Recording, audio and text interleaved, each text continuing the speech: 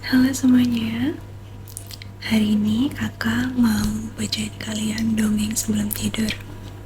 Oke, jadi pastikan kalian udah cuci muka, sikat gigi, cuci kaki, kembali ke kasur, tarik selimut, empukkan bantal kalian, dan jangan lupa berdoa.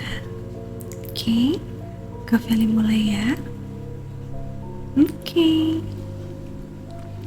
Kali ini kakak akan bacakan kisah legenda Roro Jonggrang, asal mula Candi Prambanan. Pada zaman dahulu kala, hiduplah seseorang raja yang berwujud raksasa yang bernama Prabu Baga. Ia adalah raja yang terkenal rakus dan suka memeras rakyatnya. Semua takut kepadanya. Ia memiliki seorang patih yang sangat setia bernama Patih Gupala.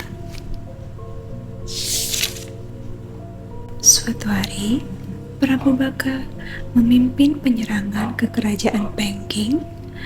Ia ingin menguasai kerajaan yang terkenal makmur dan subur itu, maka perang pun tidak bisa dihindarkan. Prabu Baka mengamuk dan membunuh banyak para prajurit. Sementara itu, putra mahkota kerajaan Pengking yang bernama Raden Bondowoso marah besar mengetahui kerajaannya diserang. Maka ia segera memerintahkan semua prajuritnya untuk terjun ke medan perang dan ia sendiri yang akan memimpinnya.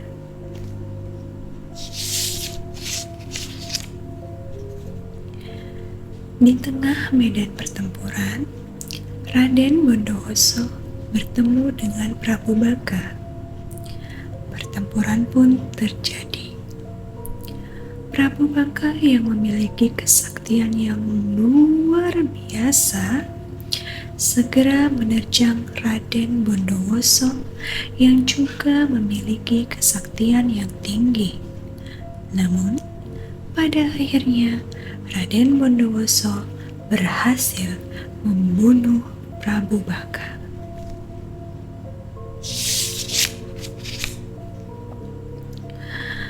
Raden Bandung Bondowoso bersama pasukannya terus mengejar musuh-musuhnya. Mereka tidak membiarkan musuhnya hidup. Mereka terus mengejar hingga ke kerajaan Baka. Maka pasukan kerajaan Baka menyerah kalah.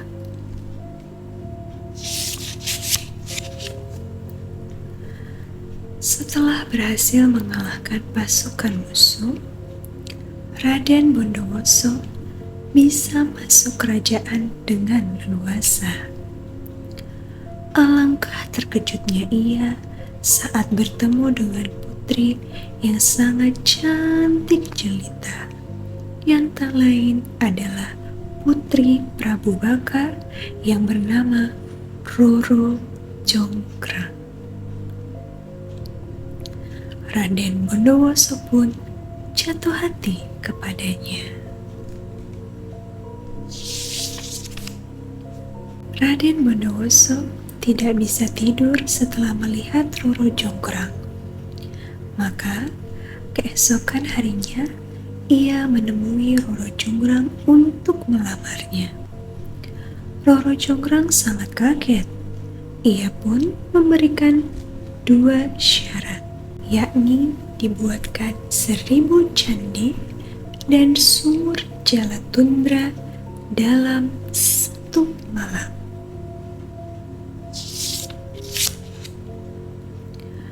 Raden Bondowoso bersedia memenuhi persyaratan itu. Ia segera bergegas memenuhi permintaan itu, dan ia segera menggali sumur yang dalam sekali, dan dalam waktu yang singkat ia berhasil membuatnya.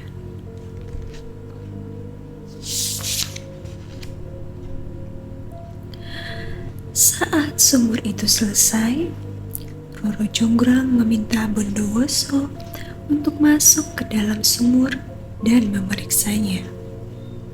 Saat Raden Bondowoso di dalam sumur, Roro Jonggrang memerintahkan Patih Kupala dan pasukannya menutup sumur itu dengan batu.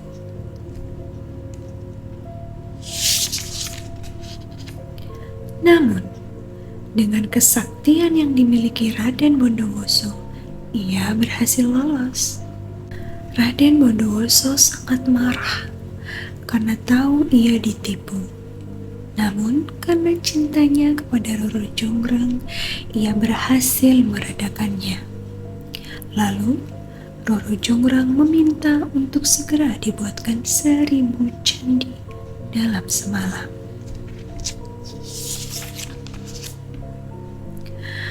Raden Bondowoso menyadari ia tidak akan mampu membangun 1000 candi dalam semalam. Maka ia memerintahkan semua kesaktian yang dimilikinya, memanggil para makhluk halus yang menjadi tentaranya untuk membangun candi. Dalam waktu sekejap, candi-candi itu berhasil dibangun. Roro Jonggrang yang memang tidak bersedia dinikahi Raden Bondowoso segera membangunkan para gadis-gadis untuk menumbuk lesung. Mendengar suara lesung, ayam-ayam berkokok dan para makhluk halus segera pergi menyisakan 1 candi yang belum dibangun.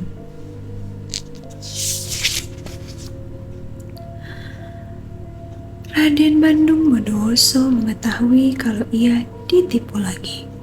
Maka ia segera mencari Roro Jonggrang. Kali ini ia tidak dapat lagi mengampuninya. Roro Jonggrang, kau telah menipu aku. Maka akan aku kutuk kau menjadi arca untuk menggantikan 1 candi yang kurang itu. Setelah kutukan itu dilontarkan dari mulut Raden Bondowoso, maka dalam sekejap tubuh Roro Jonggrang berubah menjadi arca. Maka genaplah candi itu menjadi 1000 candi.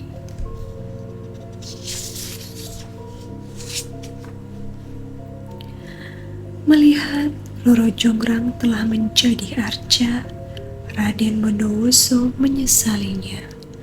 Namun ucapannya tidak dapat ia tarik. Konon, candi yang dibangun Bondowoso masih ada hingga kini yang terkenal dengan sebutan Candi Sewu. Pesan moral dari cerita rakyat Roro Jonggrang adalah jangan memaksakan kehendak kita kepada orang lain. Hormati apa yang menjadi keinginan orang lain. Kita pun tidak akan suka jika dipaksa mengerjakan pekerjaan yang tidak kita sukai. Tamat. Loh, udah bobo aja. Oke. Good night sayangku, cintaku, adikku. Have a nice dream. Have a nice sleep.